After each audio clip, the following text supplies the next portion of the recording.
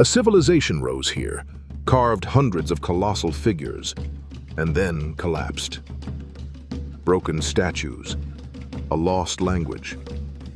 Rapa Nui National Park is more than a collection of stone faces. It's a cultural puzzle carved into volcanic rock. In this video, explore the island's massive statues, sacred sites, and what led UNESCO to call it a treasure of global importance.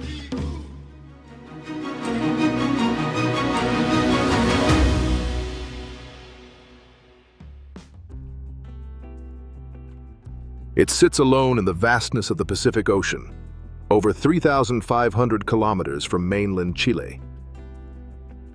Rapa Nui, or Easter Island, is one of the most remote inhabited places on Earth. The island itself is small, about 163 square kilometers, and the national park covers nearly half of that, protecting roughly 7,100 hectares of land. Getting there isn't complicated, but it does require intention. Flights arrive at Mataveri International Airport, located just outside the village of Hangaroa, the only urban center on the island. For most visitors, it's the gateway to everything: the park, the Moai, the volcanic landscapes. There's no public transportation within the park, but rental cars, bikes, or guided tours offer access to the archaeological routes. 3 main volcanoes shaped its triangular form: Maunga Teravaka in the north, the highest point of the island; Poike to the east, its oldest terrain; and Rano Kau in the south, home to a massive crater and the ceremonial village of Orongo. Lava flows from these eruptions created the island's rugged relief, along with caves, cliffs, and coastal plains. Despite its volcanic past, the landscape today feels oddly still. The soil is poor, vegetation is sparse, and strong winds sweep across open fields dotted with statues. Yet beneath that silence, everything here has a story. Carved in basalt, buried in the earth, or whispered through sea spray.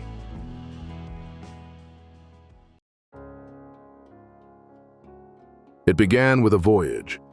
Not just any voyage, but one that crossed thousands of kilometers of open ocean, guided by stars, winds, and ancestral knowledge. Between around 300 CE and 1200 CE, Polynesian navigators carried their culture across the Pacific, led in legend by the chief Hotu Matua and his double-hulled canoe, arriving at Anakina Beach and founding a society that would thrive in near-total isolation.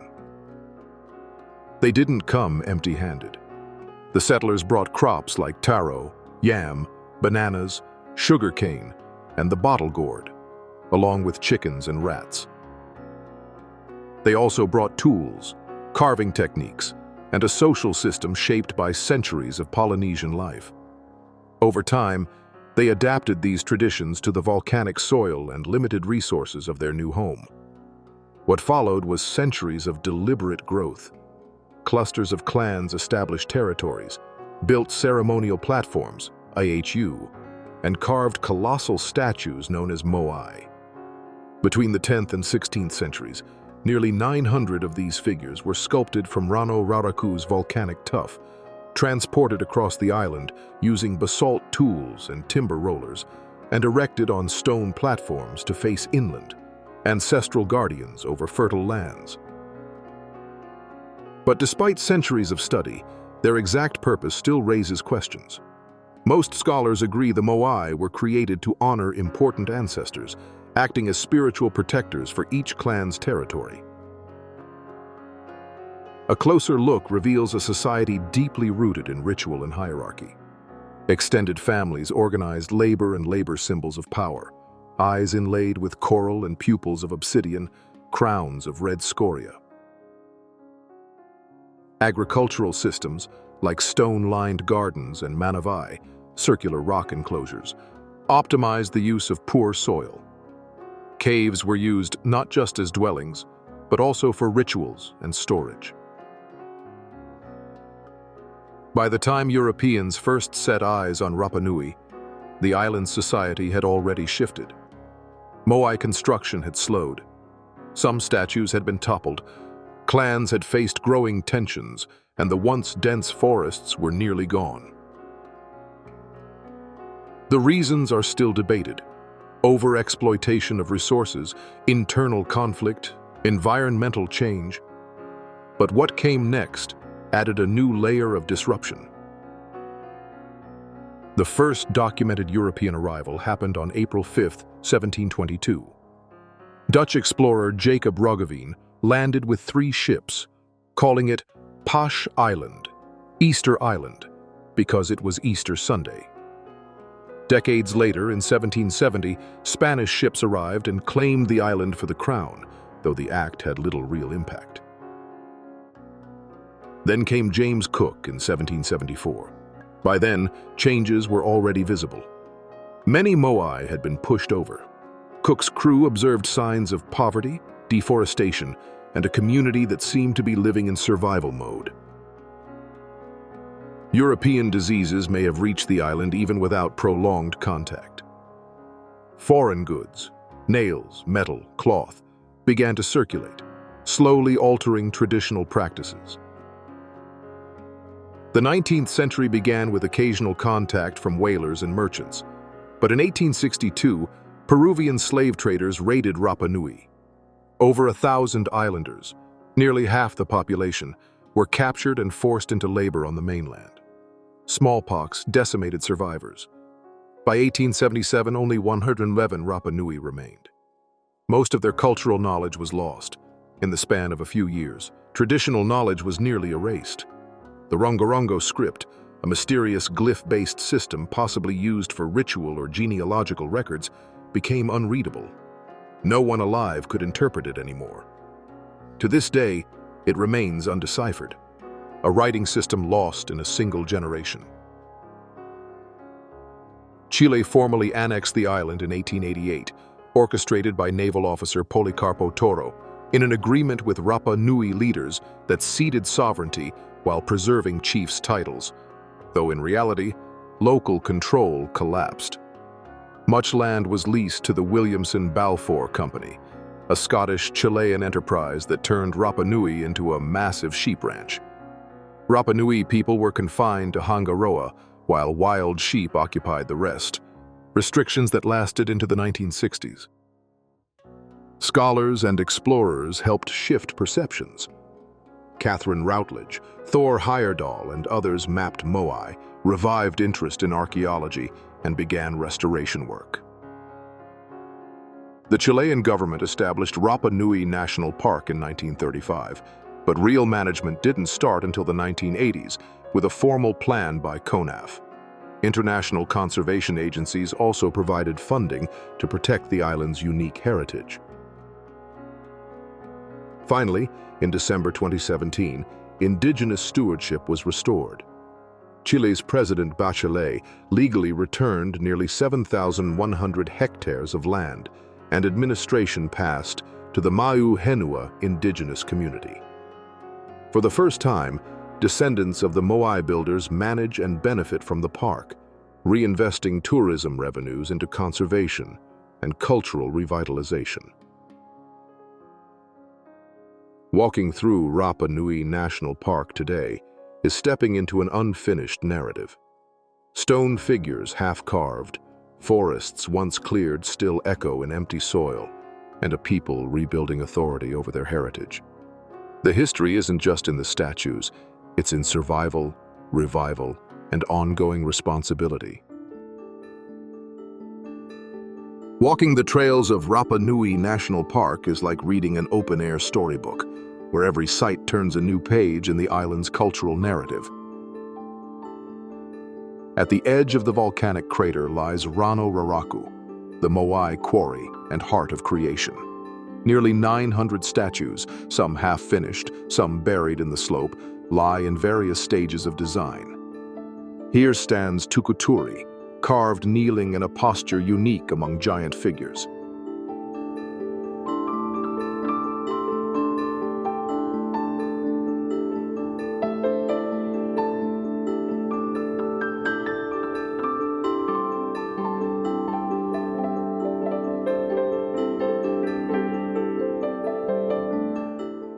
From the quarry, the road leads to Ahu Tongariki, the grandest ceremonial platform in the park. 15 moai, one weighing 86 tons, line the shore, each gazing toward the setting sun, especially on solstice days. Further inland, Ahu Akivi surprises. 7 moai facing the sea, aligned precisely with the equinox sunset.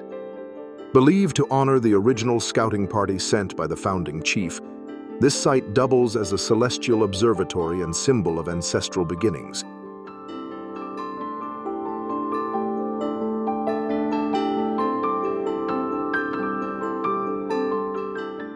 Continuing north, Maunga Teravaka climbs to 507 meters. Hiking or horseback riding to its summit reveals the island's triangular outline, flanked by the east coast and wild cliffs.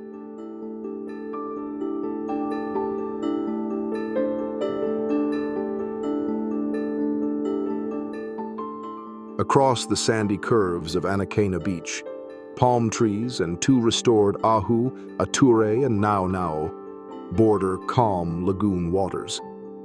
Tradition says this was where Polynesian seafarers first arrived, a poignant junction between myth and landfall.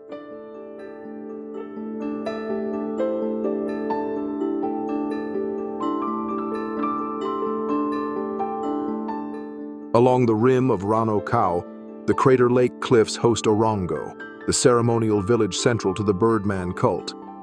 Petroglyphs of bird figures mark the pathways where champions once competed in diving rituals, a symbolic shift away from Moai devotional practices.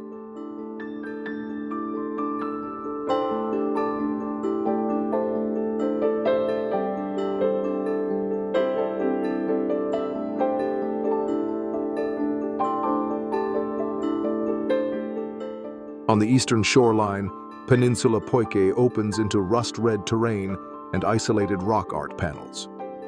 Trails here pass petroglyphs, caves, and remains of early settlements, places untouched by mass tourism, but steeped in ancestral presence.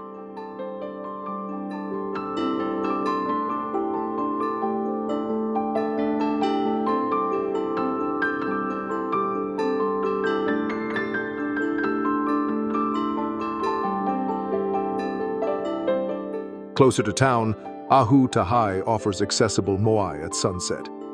One figure still bears coral eyes and a red topknot, dramatic in silhouette and atmosphere as day turns to dusk.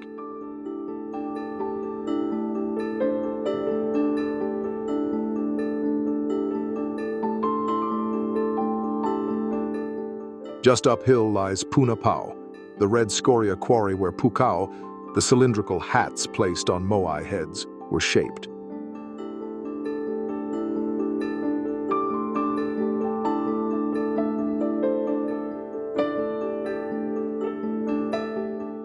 Nearby, Ahu Te Pito Kura, known for its magnetic stone, adds geologic intrigue to ritual landscapes. Other hidden corners include Anakai Tangata, an offshore site with rock art panels and cliff-edge views.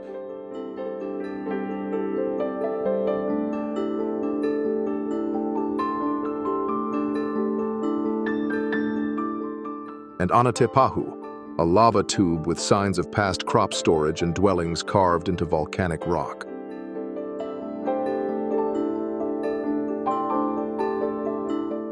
Beyond the archaeological landmarks, the island pulses with life. Local festivals like Tapati Rapa Nui bring dance, canoe races, and painting to life, a modern celebration rooted in ancestral spirit. Each stop in this chapter is part of something larger, the story of a society carving identity in stone, claiming land through ritual, and continuing to reclaim that legacy today.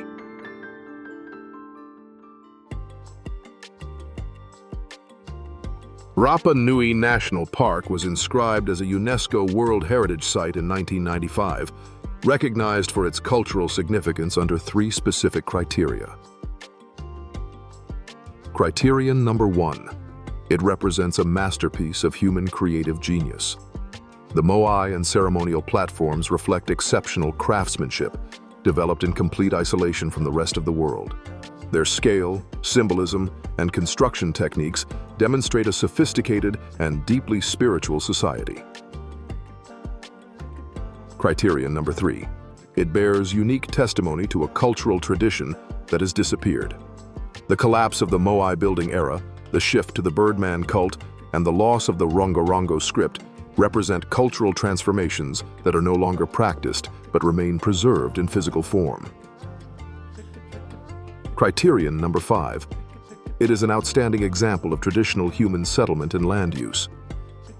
Rapa Nui's archaeological landscape, including quarries, agricultural structures, water management systems, and cave dwellings, illustrates how a society adapted to extreme geographic isolation and limited resources.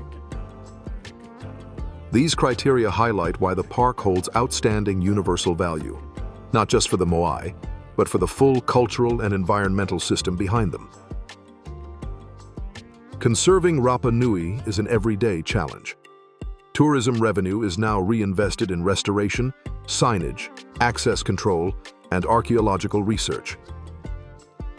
Climate is one of the biggest threats. Coastal platforms face erosion from rising seas and stronger storms. Statues carved from soft volcanic rock are slowly wearing down from salt, wind, and rain.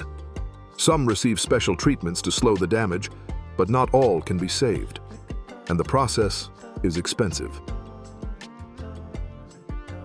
Fires are another risk. In 2022, flames reached the rim of Rano Raraku, damaging parts of the quarry. UNESCO responded with emergency funding to train local teams and improve prevention plans. Technology helps where hands can't reach. Drones, 3D mapping, and underground scanners now track the condition of Moai and platforms. At the same time, reforestation efforts are being tested to reduce soil erosion. It's slow work, but it's necessary. Even the sea plays a role. More than 500 pieces of plastic wash ashore every hour on some beaches. The local community collects what they can, and some artists turn it into souvenirs to raise awareness. In recent years, conservation expanded beyond the land. In 2025, Chile approved a Rapa Nui Marine Protected Area, the largest in Latin America. Here, protection isn't just about preserving ruins. It's about keeping culture alive and giving the next generation something to inherit. A remote island, giant stone faces, and a culture that carved memory into the land. Rapa Nui National Park is more than just a place to visit. It's a reminder of what people can build, lose, and reclaim. From volcanic slopes to sacred platforms, every site tells part of a story that still echoes through the wind. Now it's your turn. Have you been to Rapa Nui? Or is it still on your list? What part of the island's story fascinates you most? The Moai, the mysteries, the people? Drop a comment and share your thoughts. Whether you've walked these trails or dream of one day standing before the statues, your voice adds to the conversation.